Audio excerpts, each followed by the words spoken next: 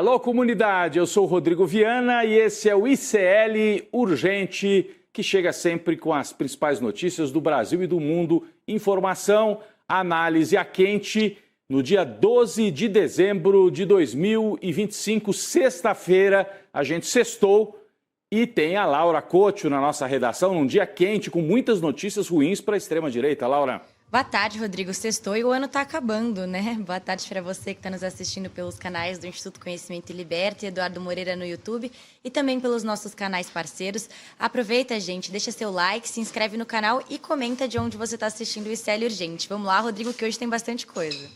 Boa tarde para você que mora nesse país em que a sexta-feira foi um dia tenebroso para a extrema-direita e para o centrão. Começou ainda de madrugada, com toque, toque, toque, a batida da Polícia Federal, né? O pé na porta, na sala da ex-assessora de Arthur Lira. A Polícia Federal fez busca e apreensão na sala da ex-assessora, que segue trabalhando na Câmara dos Deputados com o Hugo Mota e que segue coordenando, né, todo esse esquema de orçamento secreto. Então foi dia péssimo para Arthur Lira, para o Centrão e para a turma que vive de emendas parlamentares suspeitas. Daqui a pouco vamos trazer todos os detalhes sobre isso. Mas começou de madrugada com a Polícia Federal batendo na porta desta assessora, por ordem do Flávio Dino, e vai chegar no Arthur Lira, provavelmente. Mas agora há pouco, de tarde, veio a notícia, né, também desastrosa para a família Bolsonaro. Donald Trump soltou a mão de Dudu, o filho do Bolsonaro, que estava lá nos Estados Unidos, né, e que arrancou do Trump o tarifaço e depois a lei Magnitsky, com punições contra autoridades brasileiras. Trump simplesmente revogou as sanções, tirou Alexandre de Moraes e a esposa dele da lei Magnitsky. É o que está aqui na manchete, aliás, manchetes do mundo inteiro, né, trazendo, inclusive em inglês aqui, né? Esse aqui é o documento oficial do Departamento do Tesouro lá dos Estados Unidos, né? Remoção de sujeitos da lei Magnitsky. Então, é a determinação do governo, o documento oficial, que remove Alexandre de Moraes e a esposa da lei Magnitsky. Ficou ruim, hein?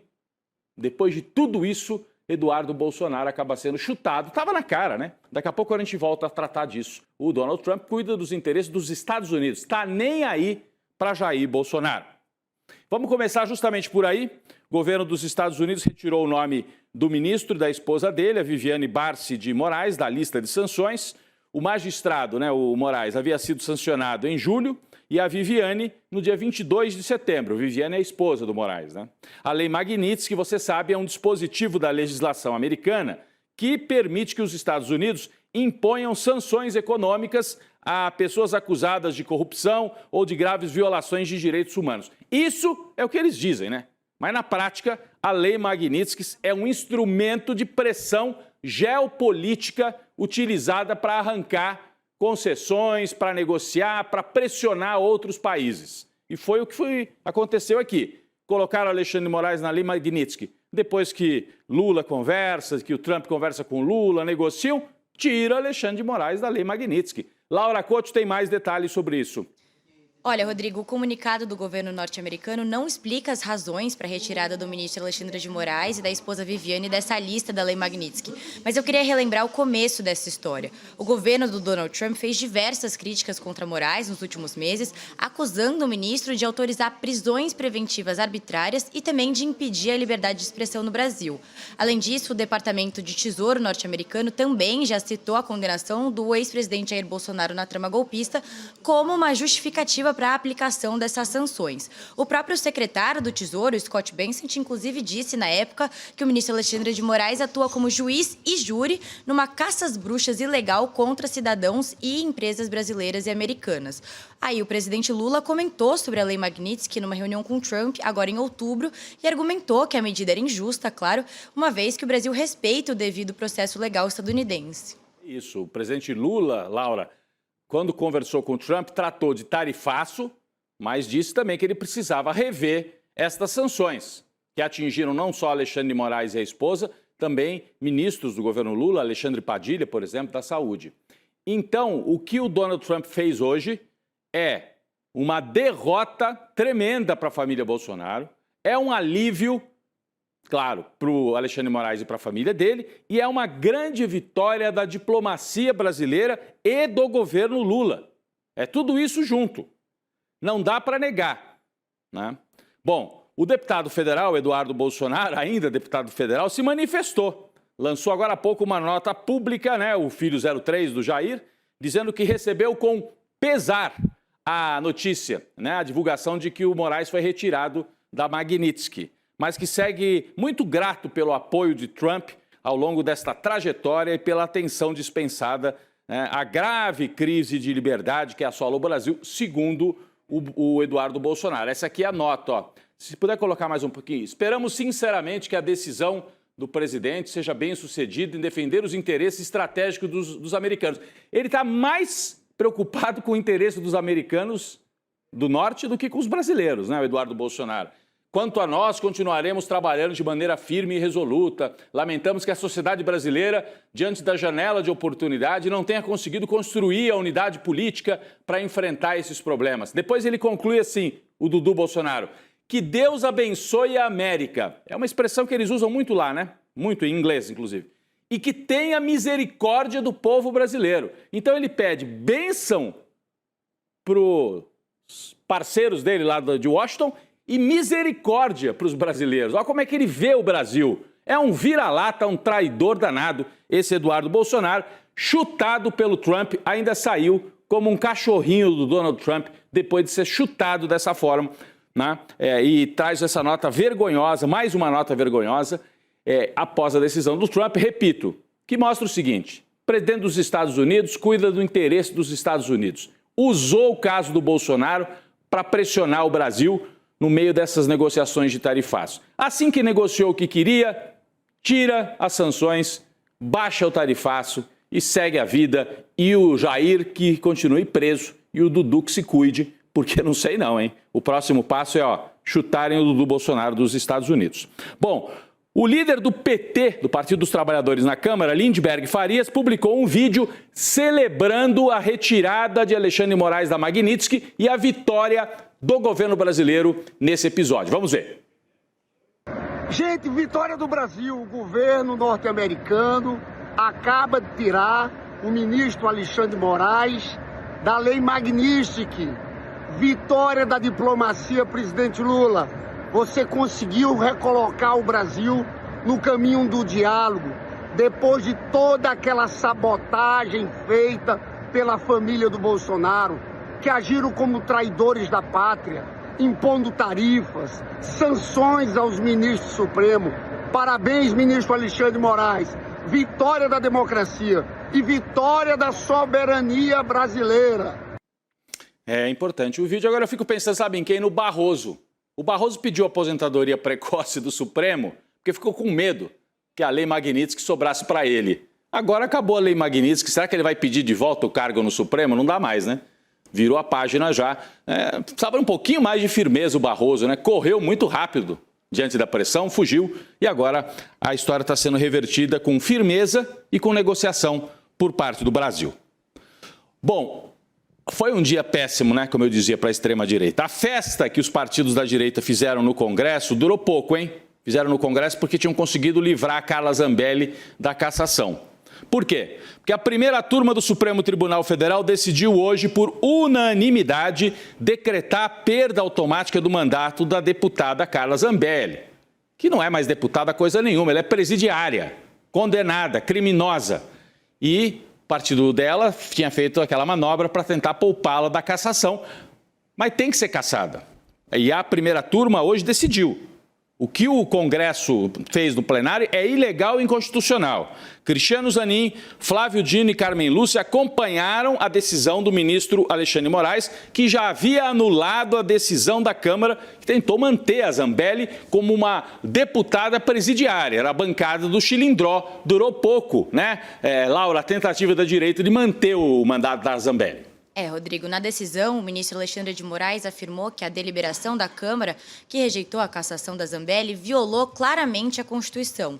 Moraes classificou o ato como nulo e que afronta os princípios da legalidade, da moralidade e da impessoalidade, além também de um desvio de finalidade. Segundo o relator, a Constituição determina que cabe ao Poder Judiciário decidir sobre a perda automática do mandato de parlamentares condenados criminalmente depois do trânsito em julgado, que é o caso da Zambelli. O Moraes afirmou que cabe à mesa diretora da Câmara só formalizar a perda do mandato por meio de um ato administrativo obrigatório. O ministro também ordenou que o presidente da Câmara, Hugo Mota, dê posse ao suplente Adilson Barroso, do PL de São Paulo, em até 48 horas. Rodrigo.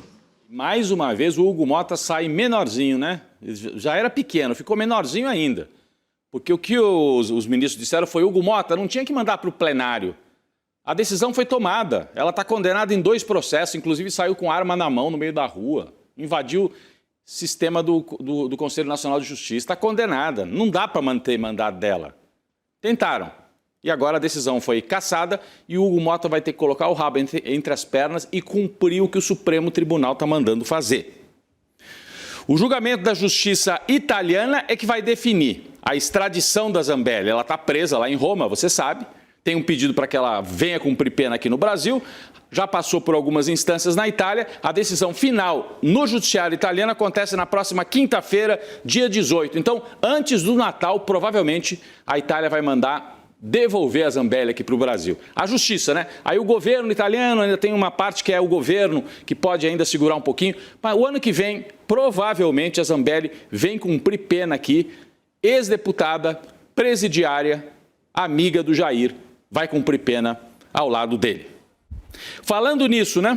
Mais um capítulo da série Vitimização da família Bolsonaro. Dessa vez, Carlos, o Carluxo, divulgou um vídeo, divulgou hoje, que mostra o Jair Bolsonaro bem diferente daquele que dizia ter histórico de atleta. Na imagem, o ex-presidente aparece dormindo, ou fingindo que está dormindo, né?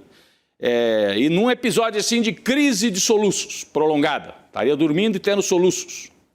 O filho 02, o Carluxo, comentou nessa postagem que ele fez a gravação já há vários dias, não era para ser pública, mas que veja bem, é impossível ignorar essa situação, que o pai dele está sofrendo muito, que precisa de cuidar dos médicos. Vamos ver o vídeo, que é mais uma tentativa de comover o Alexandre de Moraes para ver se manda o Jair para a prisão domiciliar. Vamos assistir esse vídeo do Jair Bolsonaro. Vamos lá.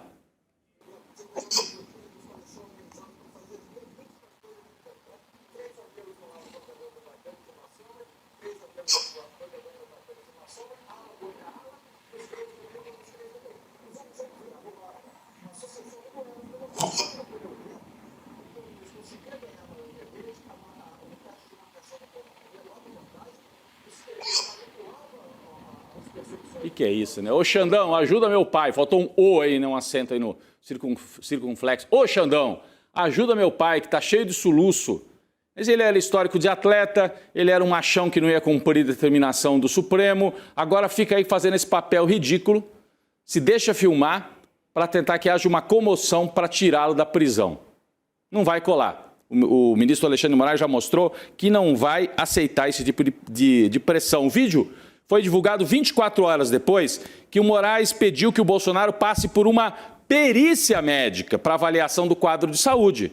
O procedimento tem prazo de 15 dias para ser feito por médicos da Polícia Federal, do governo. Não é a família Bolsonaro que vai arrumar qualquer médico para dizer que ele precisa. Eu até achei que ele quase acordou aí nessa hora. É um soluço atrás do outro. A defesa tinha pedido ao STF que o Jair saísse para realizar uma cirurgia e depois fosse para a prisão domiciliar. O Moraes está dizendo, não.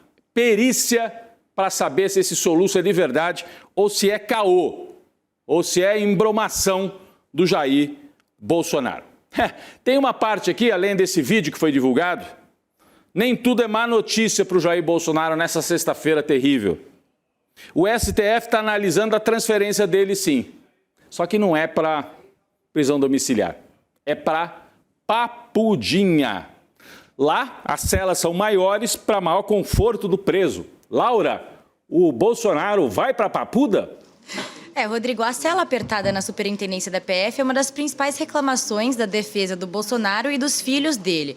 O ex-presidente também tem se queixado do barulho do ar-condicionado na prisão da superintendência, Rodrigo. O cara tá de brincadeira, né?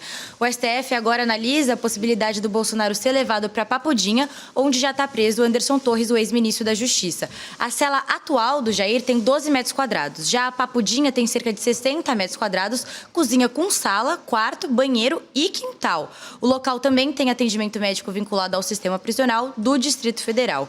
Para os aliados do Bolsonaro, essa é a melhor alternativa, já que não há no horizonte próximo uma reversão aí da prisão na PF para domiciliar. O ministro Alexandre de Moraes não descarta a transferência, mas vai aguardar o resultado da nova perícia médica, como você mencionou, Rodrigo. Ô Laura, olha a situação.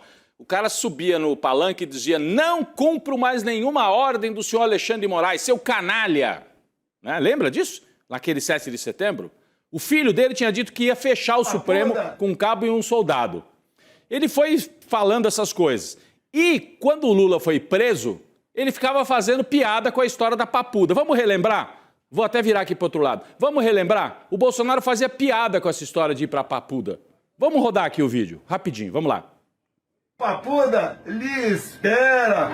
Boa estadia lá, valeu? Papuda lhe espera. Boa estadia lá, valeu? Ele tirava um sarro, mas pode ser a melhor solução para o Jair hoje, ironia da história, é ir para Papuda. No caso, a Papudinha, que é um anexo, mas é dentro do complexo da Papuda. O Jair Bolsonaro, pelo visto, é o que a família deseja. Não vai dar para ir para domiciliar, né? Então, melhor do que ficar na PF. Ele está reclamando que tem barulho de ar-condicionado. 99% dos presos do Brasil gostariam de ter o barulho do ar-condicionado e de ter o ar-condicionado, pelo menos um ventilador já estava bom. E o Jair está reclamando. Bom, vamos virar a página. Então, um dia terrível para a extrema-direita, né? Saiu o Moraes da Magnitsky, o Bolsonaro soluçando e, no máximo, vai para a Papuda. A Papuda lhe espera, hein? A Papuda lhe espera. Vamos falar de outro personagem também que não está muito bem, hein? Fraco e sem pulso. É assim que Arthur Lira, o ex-chefão da Câmara, se refere ao micro-presidente, ao nano-presidente da Câmara dos Deputados, o senhor Lira. Está muito irritado. Está afirmando que o Mota não tem condições para comandar a casa, não ouve ninguém e está tomando decisões que desgastam o grupo político que o elegeu. Ontem, Arthur Lira já havia dito que a Câmara está uma esculhambação. Esculhambação. Olha a quantidade de meme que tem com o Hugo Mota transformado num rato. Isso aqui está rodando para todo lado. Inimigo do povo, é rato, é meme de sobra. O ICL hoje fez um compilado desses memes. Rato maldito. Ele ficou com essa fama. Está desmoralizado com os setores mais à esquerda e a direita está irritadíssima com ele, né? Arthur Lira não engoliu o fato do Hugo Mota não ter conseguido caçar o mandato do Glauber Braga do PSOL. O Arthur Lira tinha pedido a cabeça do Glauber Braga, era encomenda. E o Hugo Mota não conseguiu. Arthur Lira, não vamos esquecer, foi o principal fiador de Hugo Mota para sua eleição como presidente da Câmara dos Deputados e está nessa irritação danada. Agora, Arthur Lira hoje, nessa sexta-feira terrível para a direita e para o centrão, tem mais um motivo para ficar nervoso. E agora a gente entende porque ele queria tanto caçar o Glauber Braga. Bom, a ex-assessora do deputado Arthur Lira, essa que está na tela aqui, a Mariângela Fialek, foi alvo da Polícia Federal na madrugada de hoje, no comecinho da manhã. A Operação Transparência cumpriu 2 mandados de busca e apreensão em 2 salas usadas por Mariângela dentro da Câmara dos Deputados em Brasília. Foi busca e apreensão na porta ao lado da porta do Hugo Mota. A operação foi autorizada pelo ministro Flávio Dino e apura irregularidades na destinação de recursos públicos por meio das tais emendas parlamentares. É o orçamento secreto. A Mariângela Fialek trabalha na Câmara desde 2021. Durante o mandato de Lira, quando Lira era o presidente, era o poderoso, ela ocupou o cargo de chefe da assessoria especial do gabinete da presidência da Casa. O papel dela? Distribuir, organizar a bagunça das emendas parlamentares.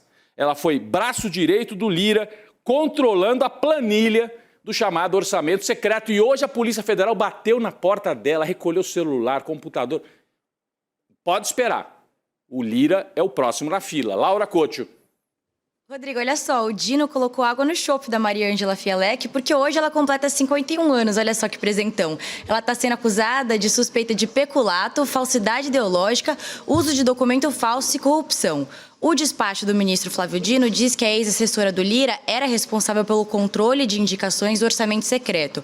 A Mariângela tem uma longa trajetória em funções de assessoramento e administrativo. Hoje ela é conhecida como Tuca e está na liderança do Partido Progressistas e atua num setor estratégico responsável pela distribuição das emendas parlamentares. Em 2021, no governo do ex-presidente Jair Bolsonaro, a Mariângela foi assessora especial de Relações Institucionais do Ministério do Desenvolvimento Regional. Rodrigo. Ou seja, ela tem uma história no parlamento e tem história também no governo, na época do bolsonarismo, para deixar bem claro. O Flávio Dino é que deu essa decisão, para que você não se perca. Dessa vez não é o Alexandre de Moraes, é o Flávio Dino, porque é ele que no Supremo cuida desse inquérito do orçamento secreto e das emendas, da corrupção nas emendas. Eu separei aqui um trecho da decisão do Flávio Dino, é a página 19, são muitas páginas, em que ele cita Arthur Lira, porque o alvo de hoje não foi diretamente o Lira, mas indiretamente é. E o documento aqui deixa claro. Olha o que diz o Flávio Dino. O deputado, ela agia em nome do deputado Arthur Lira. Constatou-se ainda que mesmo após a alteração na presidência da casa, com a eleição do Hugo Mota, ela, a Mariângela, permaneceu no exercício da função, supostamente atuando sob ordens diretas da antiga presidência da Câmara, exercida pelo deputado Arthur Lira, fato que ainda está em apuração. Então, o Arthur Lira não foi o alvo diretamente, mas ele é citado em mais de um momento para justificar a busca e apreensão. A Mariângela Fialek só sofreu busca e apreensão porque ela agia, segundo as denúncias, em nome e por determinação de Arthur Lira. E olha que interessante o que aparece aqui. Diz o Flávio Dino, é importante ressaltar o depoimento do deputado Glauber Braga. Presta atenção nisso. O depoimento do Glauber Braga para a Polícia Federal embasou essa investigação. Por isso que o Arthur Lira odeia o Glauber Braga, porque ele bancou a denúncia no plenário da Câmara e depois foi à polícia e sustentou a denúncia contra o Arthur Lira. O depoimento do deputado Glauber Braga aponta para a existência de um direcionamento forçado das emendas, determinado pelo então presidente e deputado Arthur Lira, cujo principal beneficiário era o estado de Alagoas, inclusive com grande volume de verba pública originada de emendas para o município de Rio Largo, cuja população aproximada é de 70 mil habitantes. E aí, a gente vai trazer mais detalhes no ICL Notícias, segunda edição, com a Heloísa Vilela. Esse município de Rio Largo, citado aqui, é fundamental para a gente entender toda a articulação envolvendo o Arthur Lira e ele mandando dinheiro para Alagoas e coordenando o envio de dinheiro de parlamentares para outros estados também. Está tudo aqui por escrito. E olha, o nosso colega Luiz Costa Pinto acabou de publicar lá no ICL Notícias uma matéria que também deixa o Arthur Lira preocupadíssimo. Olha isso aqui, ó. Olha a manchete. Se minha amiga falar, aí cai tudo. Colegas da Mariângela Fialek estão estimulando a ex-assessora do Lira a falar, não responder sozinha. Ela tem que contar o que ela sabe. E como disse essa fonte aqui na matéria do Lula, do Luiz Costa Pinto, se ela falar, cai tudo. Cai todo o esquema do Arthur Lira, por isso a preocupação e por isso um dia tão ruim para a extrema-direita também no Congresso Nacional. Vamos seguir acompanhando esse assunto e Heloísa Vilela volta no N2 com mais informações e mais detalhes do documento do Flávio Dino, inclusive, né, toda essa... Além do Glauber Braga, mais 2 deputados prestaram depoimento para a PF, embasando essas investigações. O Partido Liberal, o partido do Bolsonaro, está de olho na discussão do projeto de lei da dosimetria, claro, para reduzir a pena dele. Agora o projeto vai para o Senado, né? O plano da legenda é colocar Flávio Bolsonaro como protagonista nas negociações para aprovar a proposta. O relator vai ser o Esperidião Amin, mas o Flávio quer aparecer ali porque ele é o pré-candidato da família. A avaliação no partido é que o texto deve passar sem dificuldades, mas que Flávio tem que se colocar como articulador para se fortalecer na eleição para 2026. São informações do jornalista Guilherme Amado, no portal Platô. A gente traz aqui, ficar de olho nesse fato também. Flávio Bolsonaro tentando costurar, né, aparecer como candidato. Bem, uma outra notícia importante agora do lado do governo. Veja só. Fernando Haddad, ministro da Fazenda, sinalizou esta semana que pode deixar a pasta em 2026 para colaborar com a campanha da reeleição de Lula. Haddad também declarou que não pretende ser candidato nas próximas eleições. A decisão, inclusive, já foi discutida com o presidente. Laura. O ministro Fernando Haddad disse que não quer coordenar a campanha, mas não vai abrir mão de ajudar no plano de governo para o ano que vem. Quanto ao Ministério da Fazenda, Rodrigo, Haddad disse que ainda não tem nomes definidos, apesar da especulação em torno do secretário executivo Dário Durigan, que é atual número 2 da pasta. O ministro também descartou sair candidato ao governo de São Paulo. Rodrigo. Bem, vamos ficar de olho. É uma notícia para a gente ir acompanhando também na finalização dessa semana. Tem muita pressão do PT e dos setores de esquerda para o Haddad ser candidato ou a governador em São Paulo ou a senador. Ele não quer, ele diz oficialmente que não quer. Mas se o presidente Lula segurar assim, ó, no braço dele, daquele jeito que o Lula faz, e disser, Haddad, é você, precisamos de você lá em São Paulo. Aí pode ser que mude um pouco a percepção do Fernando Haddad. Pessoal, vamos voltar para os bolsonaristas. Tem mais um enrolado aqui, hein? Desses que gritam, né? Influenciadores. O deputado Gustavo Gayer, cheio de gritaria, né? Cheio de lacração, foi indiciado pela Polícia Federal por suspeita de desviar dinheiro por meio de cota parlamentar. Mais um, hein? Eles gostam mesmo é disso, né? De se lambuzar em dinheiro público. Ele vai responder por associação criminosa, falsidade ideológica, falsificação e peculato. O indiciamento é resultado da operação da Polícia Federal de outubro do ano passado. Olha a cara dele aí, ó. Todo valentão lá no Congresso, né? Já é acusado de outros crimes fora do Congresso, né? Dizem que teria se envolvido num atropelamento também, né? Mas agora está sendo investigado por corrupção mesmo. Segundo as investigações, uma associação criminosa usou documentos de uma organização da sociedade civil e tinha como objetivo receber recursos da cota parlamentar de Gustavo Gayer. Fez uma operação triangular. Essa é a acusação, para botar dinheiro no bolso. Vamos esperar. Na operação da PF foram apreendidos R$70 mil em dinheiro vivo com o assessor de Gayer. Será que é mais um bolsonarista rumo à prisão? Vamos aguardar. Pessoal, a situação, a gente citou ontem aqui, o apagão em São Paulo, né, persiste. Pelo menos 700 mil imóveis, ou seja, fazendo a conta aqui, de 3 a 4 milhões de pessoas ainda, sem energia na Grande São Paulo. Isso 50 horas depois do vendaval. E eu vi que a própria Prefeitura de São Paulo está cobrando a Companhia de Eletricidade, está com pouquíssimas equipes na rua para religar a energia. A Enel, né, que é o nome da companhia, privatizada, informou que os casos são de alta complexidade e não dá mais nenhuma previsão de restabelecimento de serviço. Que absurdo, hein, Laura? Rodrigo, o que é ruim sempre pode piorar, né? Ontem, um funcionário da Enel foi preso cobrando R$ 2.500 para fazer a religação de energia numa área aqui da cidade de São Paulo. Segundo o boletim da Enel, o vendaval histórico derrubou árvores e lançou galhos e objetos sobre as redes da companhia. E ao meio-dia de hoje, 689 mil imóveis ainda estavam no escuro, ou seja, 2 dias sem luz. A falta de energia afeta serviços essenciais, semáforos, abastecimento de água e mobilidade urbana. Os aeroportos de Guarulhos e Congonhas agora estão com as operações normalizadas depois dos 2 dias de caos.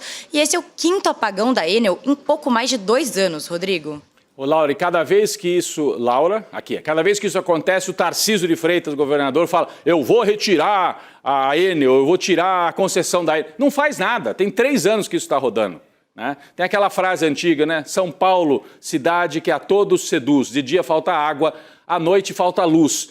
Mas está faltando luz o tempo todo. E está faltando administração, e está faltando o Tarcísio de Freitas, que é privatizar, né? Privatizou a água agora também. Já não basta a luz, agora eles privatizaram a água, o preço sobe, o serviço piora e a gente paga o preço. Fica de olho que esse é um tema também para a campanha de 2026. Temos que reverter as privatizações criminosas, em alguns casos, feitas no Brasil. Laura, sextou de uma vez, Laura. Bom fim de semana para você, obrigado. Bom fim de semana para você também, para você que está nos assistindo. Até segunda, Rodrigo. Até segunda, mas dá tempo aqui de um último recado. Olha, domingo, hein, pessoal? Faltam 2 dias só. Domingo você pode garantir sua vaga na 2ª turma da pós-graduação Repensando o Brasil. Sociedade, Política e História.